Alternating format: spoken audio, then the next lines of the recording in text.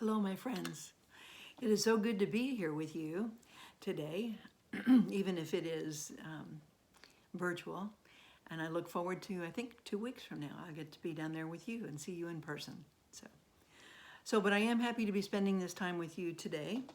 I want to talk about change, navigating change specifically.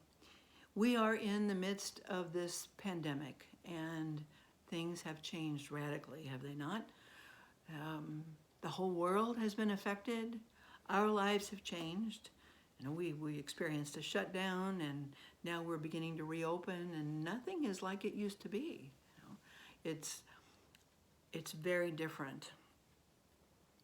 So I think what we would like to have, I know I do, is I would like to have a way of peacefully navigating all of these changes so that I can move through them trusting and feeling some peace.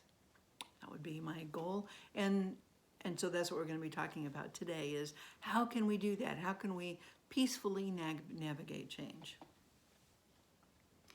Change itself is unsettling. In fact, a lot of people avoid change at all costs. They don't want change to happen. I believe that humans are sort of designed to want to be able to predict, or at least think we know what might be happening, planning on the way things are going to be, somewhat dependable. And when change happens, it upsets all of that, and so we are unsettled. We're thrown into less than peaceful mindset. I'll say it that way. It is unsettling. Some avoid it, and I have an example. When I was first ordained, my first church was in Irving, Texas. I moved down there. I started doing this work that I loved. I lived in Texas, made new friends. All of that was wonderful, absolutely wonderful. For, I guess, the first year of my ministry down there, I would travel home, to St. Louis to visit family on occasion and go back. I finally began to notice that when I was visiting in St. Louis, I always had this low-level sadness that was present. When I realized that, I did what I call poking around. I started looking within to see what could be the source of this. What is causing this sadness?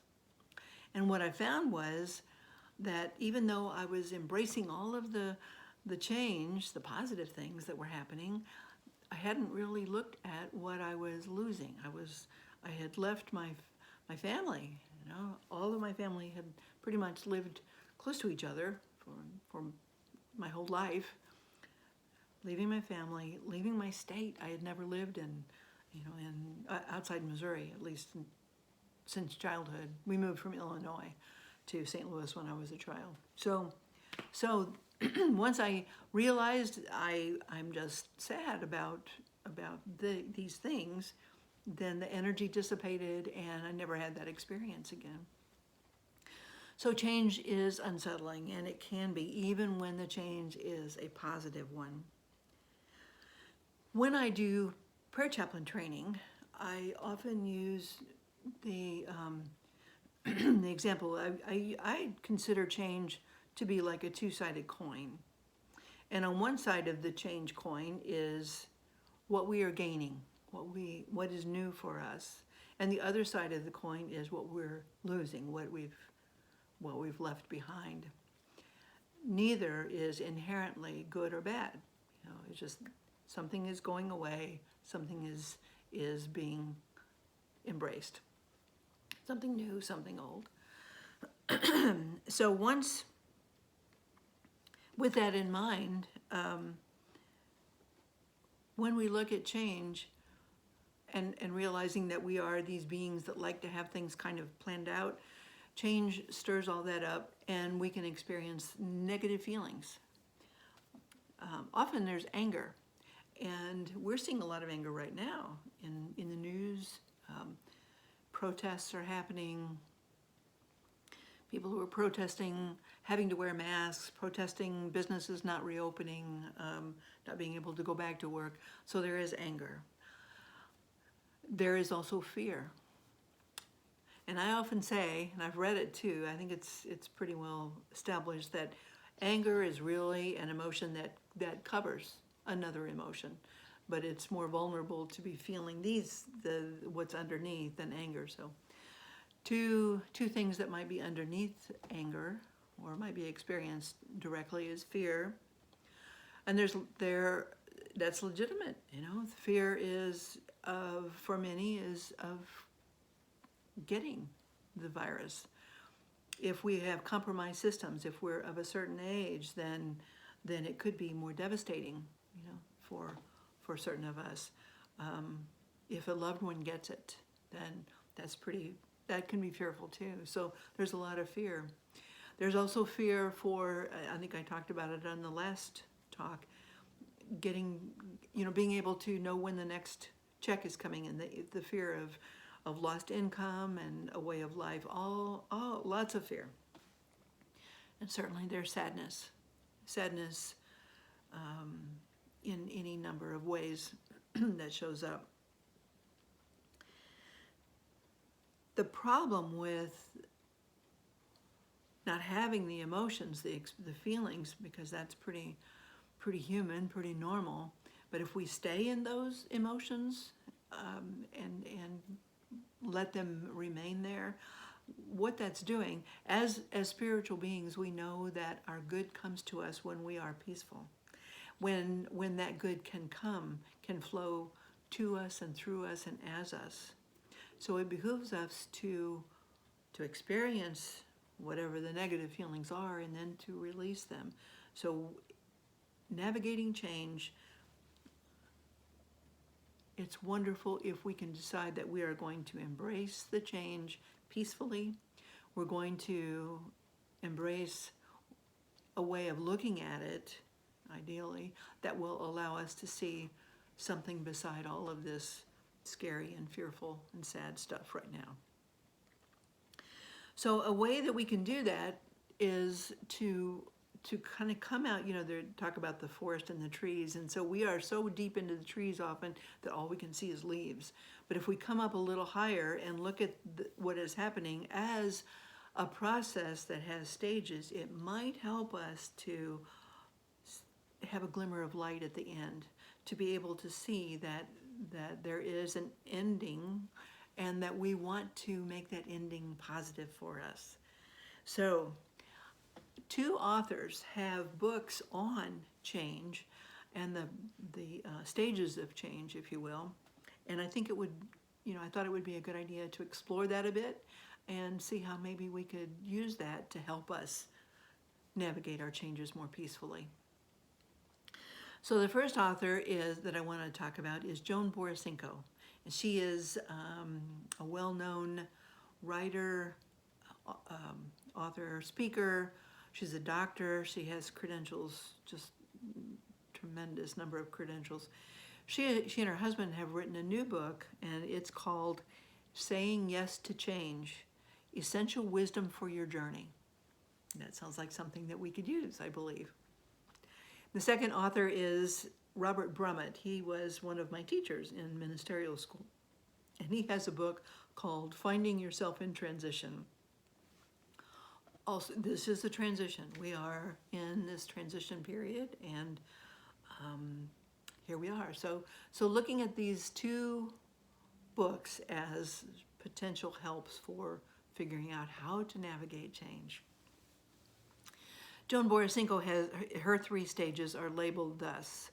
The first stage is separation. She says it's the journey begins. The second stage is dwelling at the threshold, surrendering to the unknown. And her third stage is called the return, transformation and rebirth. Robert's 3 stages are shorter, simpler. He's got endings, the void, and new beginnings.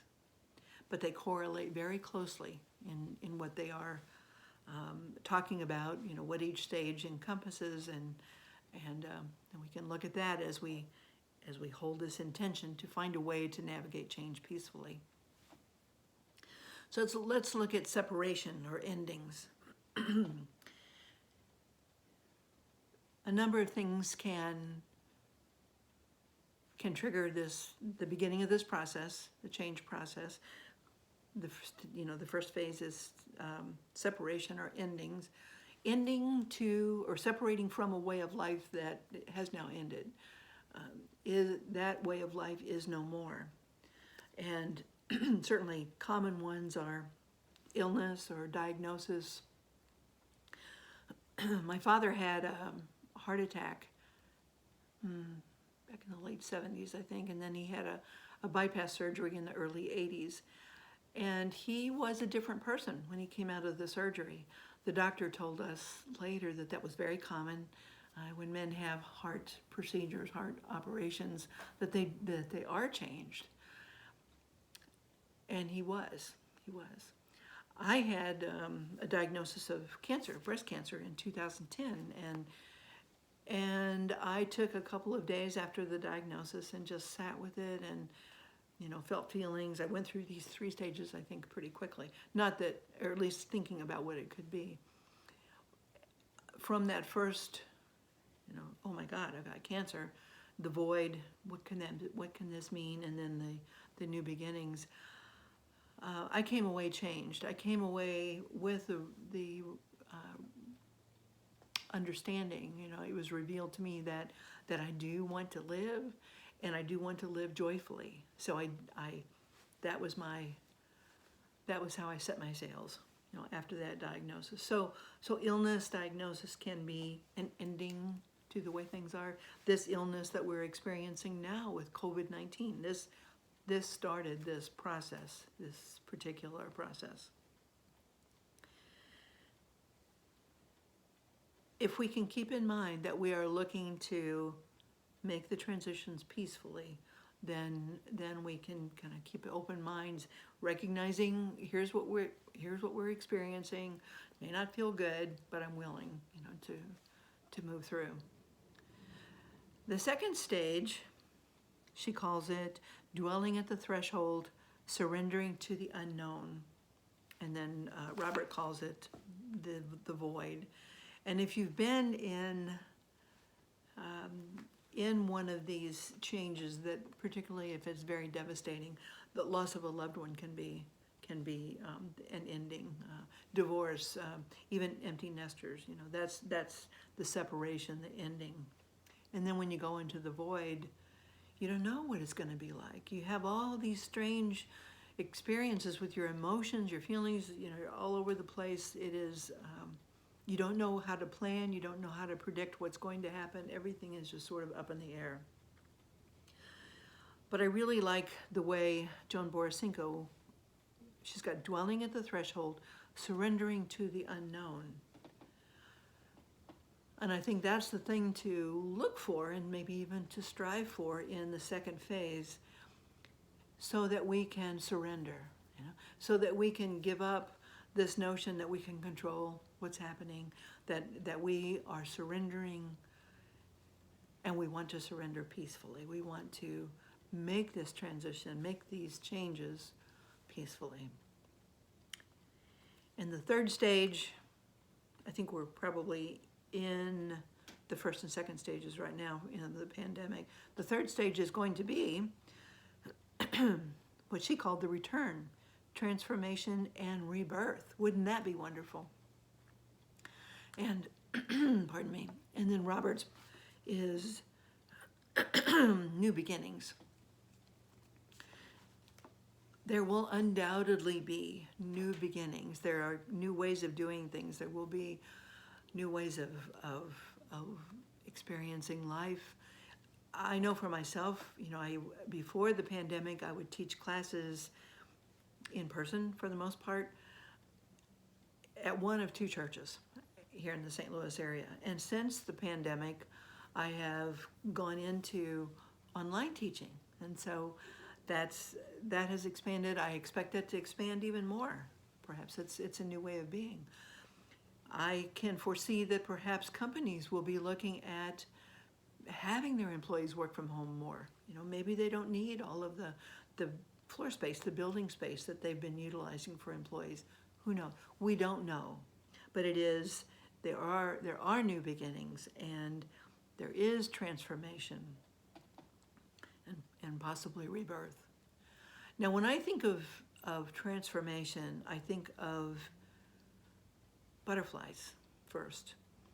We know that the caterpillar spins a cocoon, goes through this process of change, maybe like the void, and then comes out a beautiful butterfly. An acorn, beautiful acorn, falls from an oak tree, hits the ground and thinks that it's done. It's all over. And yet it gets buried in the ground. It produces a shoot, which becomes a tree, which becomes a beautiful oak tree.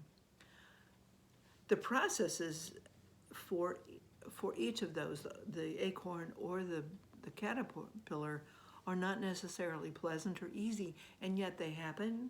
It's nature. They just do this without feelings. We can do the same, and there is a transformation, the possibility, the potential for transformation, if we're willing.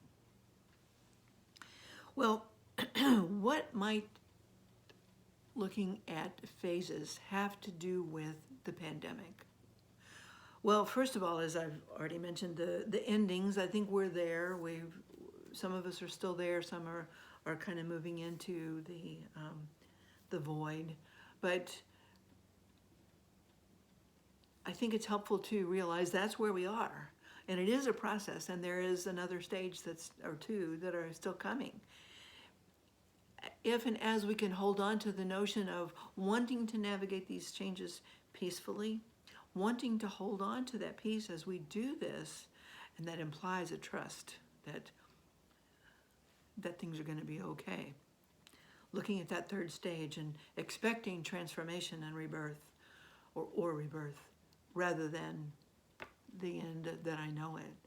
All of that is something that I think we can utilize as we look at the pandemic. What is transformed? What do you see might be transformed for you? What do you expect to be transformed for you? Do you see that it could be something amazing, just amazing? As we look at the words trust and peace, I think that, of course, always the how-to in any of these kinds of things is to go within, to find that trust and peace. Mary Kupferle, in an article in one of Unity's booklets, says it beautifully, and I'd like to close this with excerpts of her excerpt. From this booklet, it's from God Will See You Through. And snippets of this article I would like to share with you tells us how we can do this. What can be our go-to to make peaceful transitions, peaceful navigating changes. She says, trust the spirit within, dear friend, to help you relax and let go. Trust the spirit within to increase your health, happiness, and contentment. Trust the spirit within to give you the right ideas to solve anything in your life that needs solving. Trust the spirit within to illumine your mind. Trust the spirit within to heal your body. Trust the spirit within to release you from limiting relationships or habits. Trust the spirit within to free you from agitation or irritation in regard to the attitude of others. Trust the spirit within to quiet your impatience and bring new peacefulness to your soul. Trust the spirit within yourself, within others, within any situation or circumstance confronting you. Trust the spirit within your business ventures, within everything around you, within the weather, the plane in which you fly, the car in which you drive, or the environment in which you live. Practice trusting God. If at first you find it a struggle to trust anyway. If you feel that it is impossible for you to trust anyway. If you think you cannot make the grade, trust the more. You, dear friend, stand upon the brink of your good at this moment. It is there, right where you are now. Begin to accept and to receive it, first mentally and within your heart by fully trusting the Spirit within. Declare often to deepen this acceptance, I trust the Spirit within. I trust the Spirit within. We accept this, we claim this, and we know it to be true, and so we say thank you. Amen. God bless you, my friends.